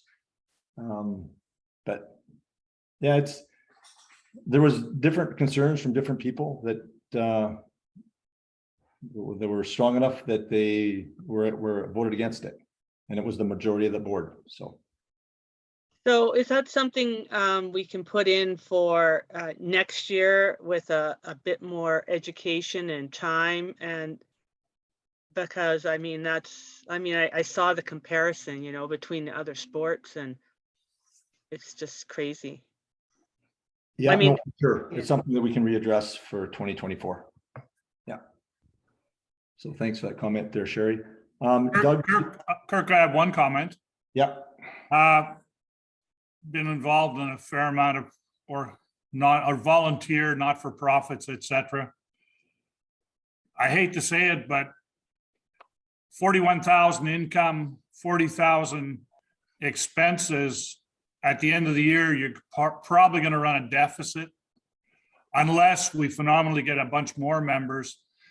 I would suggest that if do the budget the way you think you have to, and there is absolutely no reason why, if the budget dictates it, Pickleball Alberta could not, given sufficient notice, ask for a special meeting of the members. As far as I know, there's no reason they couldn't ask for a special meeting of the members to increase the membership fee ahead of time if they have proper notice and reasons. Yeah, and just so everybody knows, I've talked with Peter a number of times about Pickleball Canada, and he's very aware of special meetings. You know, that's something that could be brought up, Peter, as you know, that's within the bylaws and things like that. I do know, you know, listening to Doug there, I'd have to ask, and to Peter, share a little bit, like, is there an appetite for the voting delegates for Pickleball Alberta to run a deficit this year? Would anybody be, again, this is a budget that does not need approval here at this meeting. This is a budget that's will be finalized at our board. But is there an appetite from the voting delegates or from the membership even for Pickleball Alberta this year to run a deficit? Does anybody oppose? Kurt, could I make a comment? Like this is in year, right? So I think the goal was trying to balance expenses versus our projected revenues. But Pickleball Alberta every year has had a surplus, and I believe it was 2020 when, you know, first year of pandemic, we had a little bigger surplus than normal. And so in fact, we have a surplus of about just over $50,000 with, I believe, virtually no accounts payable. So it's there is, you know, there is the possibility of Pickleball Alberta looking at spending more than, you know, dipping into that, you know, carry forward surplus from prior years. Yeah. And I just want to make sure that nobody says, how come you guys ran at such a deficit there last year? Again, if we kind of have the support of the group here of the AGM to say, hey, if you guys have to run in a deficit, we understand with the programs that you're running and the things that you're doing. Is anybody strongly opposed to it? Kirk, I'll make a comment. It's Ken McPhail from Medicine Hat. You know, I was one of the opposing presidents that wrote a letter, and I want to be able to explain that. Is that, you know, having 2 weeks to triple the budget when you're running a club. I have a 10-year sort of budget that I have to pay the city for facilities, operate and look forward. And so to get something for in a 2-week or 3-week period to sort of change the budget, the clubs sell, I believe it's like 95 or 97% of all the memberships. And so when we look at selling memberships at our city, not one of them asks, oh, what's Pickleball Alberta? You know, yes, it's important for officiating programs. Yes, it's important for coaching programs. We've been running those. We've got one of the strongest junior, matter of fact, we have the strongest junior program in the province, 25 juniors. We do it with volunteers. We do all of our coaching with volunteers. We've got 2 NCCPs. We've got 6 or 7 or 8 IPTPA. And some of that has been funded by Pickleball Alberta to have those groups come down. So I think that's all in the budget, and that's the way it's been presented in the past. Doug, I might want to comment that the way you were saying it, it sounded like you were talking that the referees need to be paid out of this budget, and those are paid out of tournament fees. So we paid all of our referees that came down to Medicine Hat based on the proposed funding model that was put forward by Garen Jones and or probably Pickleball Canada. So, it's very difficult to try to, on a 2 or 3 week period, explain to everybody how all the budgets work at all levels. We sell those memberships, and we had a concern to have a conversation. And I don't think, in my opinion, that I know of, that there's been any call to the presidents of the clubs to have that conversation. And that would have been helpful. And maybe that would have swayed that vote. And that was the clear message that I sent in a letter to the board, saying that we need that sort of role because it's the clubs really that create the memberships. And I don't want to, maybe anybody who's been on there the whole time, I've not heard one word about how the clubs have moved forward the memberships or any of the programming. A lot of this stuff, it's really the clubs that initiate the demand for this. And so it doesn't seem like this is a grassroots up organization. It's more of a top down sort of discussion. And I just want to make sure that that's a clear message that I'd like to send, is that we need to communicate together. We're on one team. And so when Pickleball Alberta doesn't have that conversation, it's very difficult to sort of be in favor of that. That's what I had to say. Good. So I guess when anybody asks the question about the board vote, that Ken basically covers it there. Most of the concerns that I didn't have to say now. Any other comments? It's James here. I'll comment from a St. Albert perspective. I think I'm not sure that we as a club and I think the province in general would be concerned about the idea of the potential for a fee increase going forward. But I think it's something where it needs to be done in a coordinated fashion because, and you mentioned it yourself, Kirk, there was you didn't see any feedback. The newsletter went out, we'll call it the trial balloon that might've got floated in the newsletter. You didn't see any feedback there, but I think some of that feedback probably happens at a more local layer where the conversations happen within the confines of the pickleball courts that exist across the province and people talk about there, and it doesn't necessarily bubble up to pickleball Alberta. So I think the potential is there for a fee increase, and I think you would see support on it. But I think collectively we need to do a better sales job in terms of explaining why it needs to be done.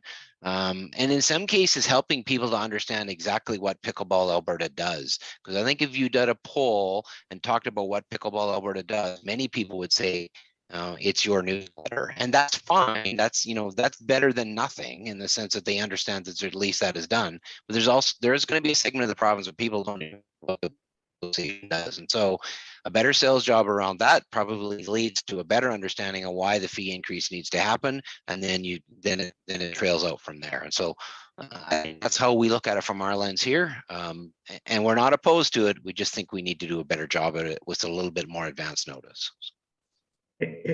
Kirk, it's Doug again. Again, going back to the officiating program and the coaching program, Ken, no, I think that there's a separate discussion there on paying of referees. It comes out of monies that are generated through tournaments. That's a separate discussion. My personal opinion is our referees aren't paid a whole bunch and they work their tails off. But I think, again, as you're going to have some growth, I think your officiating program number, and I'm not going to get into the details, but it's $3,000 or $4,000 or $5,000 light. I think your coaching program is $3,000, $4,000, $5,000 light. I think if you show that your deficit's going to be larger, and I think Bev brought up a good point that you've got some money in the till. And then if you get into this other discussion in terms of increases over the next year and the numbers go up, and then you can do all the other things, I think you're well on your way for a 2023 year, knowing that you're going to run a deficit, knowing you're going to drag some funds out of funds that are available for you to use in cases like this. That's my comments. And I just have to say, James, to your point there, I just don't go on the newsletter. I phone probably about 25 people that I have know and just ask them, and some were from your club. When you talk about it's more to the club, maybe they give feedback. Everybody that I talked to was in favor of, like, in fact, they were saying, I didn't even know it was that cheap. So it wasn't just the newsletter. I did go to the members, and again, it was for discussion, and it was in the newsletter. I think it was 3 or 4 paragraphs there on the reasoning why.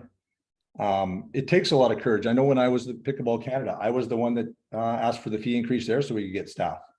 If we were going to grow and be successful in sport, we just have to go to another level. And again, there was a lot. I tell you, we had more pushback from Pickleball Canada than we ever did to get 0 members complaining. I probably get 20 emails after my newsletter goes out about different things that I put in it, and some don't agree with some different things. I was shocked, honestly shocked, that I got 0. That again, I'm not saying that there was 0 people that were against it, but for me to get, with especially the demographic that we have within Pickleball Alberta, to get 0 complaints, and you can call it triple or you can call it just over $1 a month for the membership fee, was shocking to me. So again, it was, when you say so much notice, again, our year end is December 31st. I know you guys are starting to send out notices now, but that newsletter went out in end of August. So again, it was just something that, to me, that moving forward, I know, Peter, you can talk about a special meeting and things like that, but if we really want to do this, we do really have to look at getting staff. And that becomes a major one. Quebec's done it already. I like to think Pickleball Alberta, we lead the way in every way, but we haven't in this one. We're actually being the follower at $5. And so I just want to make that point. It wasn't just newsletter. I did reach out to other members. I was hoping the other board members would reach out to members as well, and maybe they did. But again, I was getting no pushback at all. In fact, everybody that I talked to, I got 30 texts and emails in favor of it. So to that point, Kirk, just one thing. So, and maybe we do need staff. The cost of even a half-time staff for Pickleball Alberta would probably be in the neighborhood of $20,000 to $30,000 a year when you factor in all the government subsidy, not subsidies, but the tax, the benefits and everything else. So that's a fairly major increase to a $41,000 budget.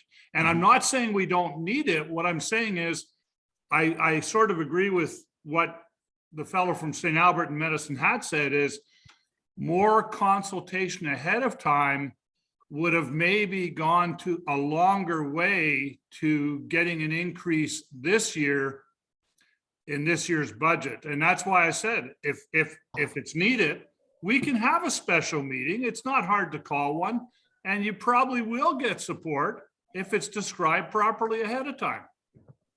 Again, there was 3 presidents who were against it, Peter. I don't have the appetite to push it forward, honestly. I presented it all. I talked to Pickleball Quebec. I got numbers from them. I presented to the board. I'm just ready to move forward, honestly. But thanks for your points. So I'm going to go to the next slide here. I'd like to, oh boy, we still got all this to do. Thank you to our board members for 2021, 2022. You can see them all there. People leaving the board, Bev Walker, thank you very much for all your leadership, Bev, for all the years. I gladly accept you stepping down. You've done so much, and especially this year with Pickleball Canada and Pickleball Alberta, both. Way more than you've probably bargained for as a past president. Ray Kerouac, membership, and our technology director, Sarah McNeil, our secretary, Brad Hershaway, director at large, and Danica Wu, who was our communications director. We had a board of elections, a committee, Elaine McLean, Dean Edwards, and Haddo and Beverly on the nominating committee. Partial slate of directors being nominated for election. Nominations will be held from the floor. Bios were sent out September 12th, 2022.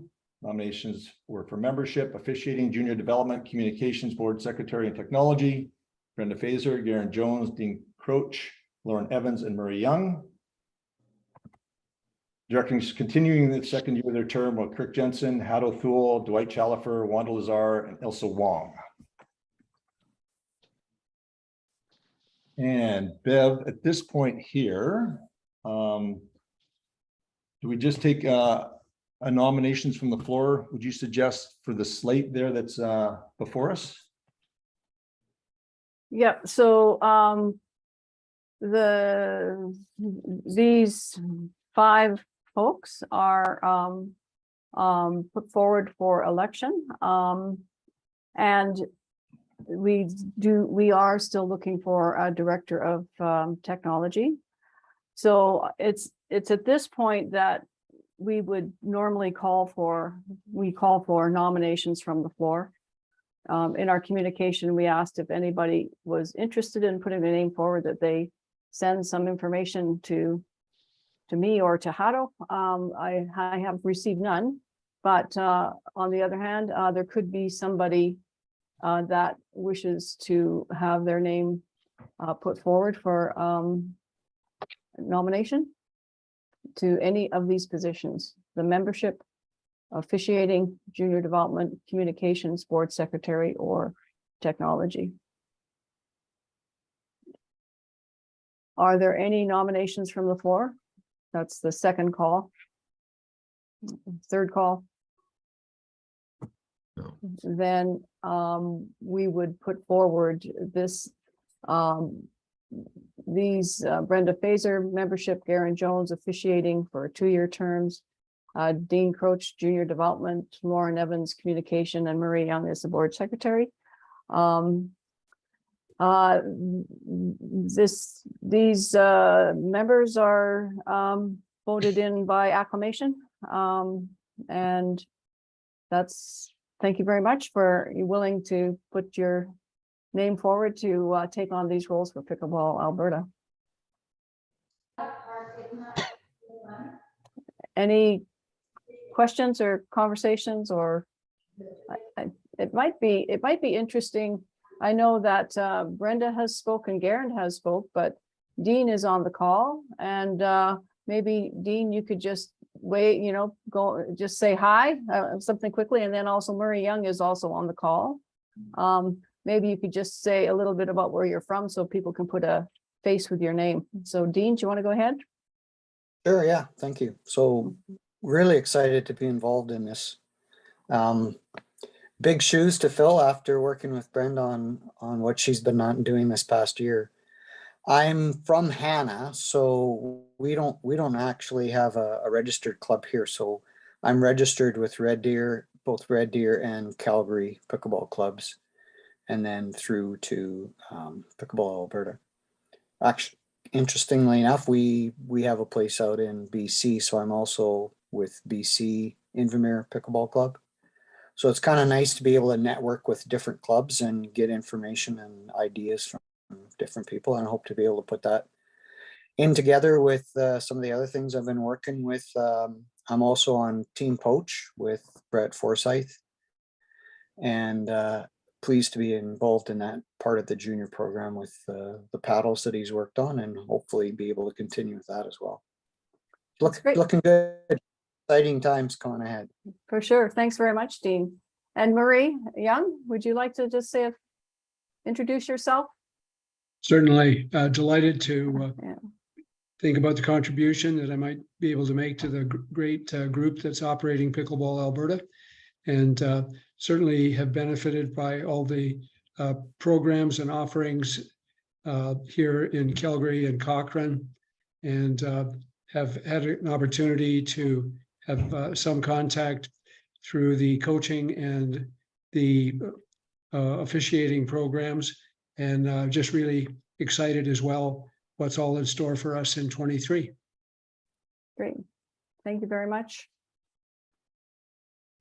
So Kirk, I think that's it. Lauren is not available, but the bios will be published after this meeting as well. Yep, very good. All right, good job there, Bev, to your team, bringing those people forward and working with Pickleball Alberta. Look forward to that. Another good year. All right. Any other questions or comments? Open floor. All right, hearing none. I'd like to thank the board of directors and all the volunteers from the clubs, from the association at every level, for coaching, for juniors, for officiating. Like it's again, it's the volunteers that make this game grow. We really appreciate it. you're making a difference. Know that Pickleball Alberta is the standard that everybody looks to. We are proud of that. We'll hope to continue to do that and lead the way. Thank you for everybody that joined this. I know AGMs aren't really popular to be a part of. Thank you very much for taking out a beautiful Sunday afternoon and spending your time with us. Thank you from the directors of Pickleball Canada for joining us as well.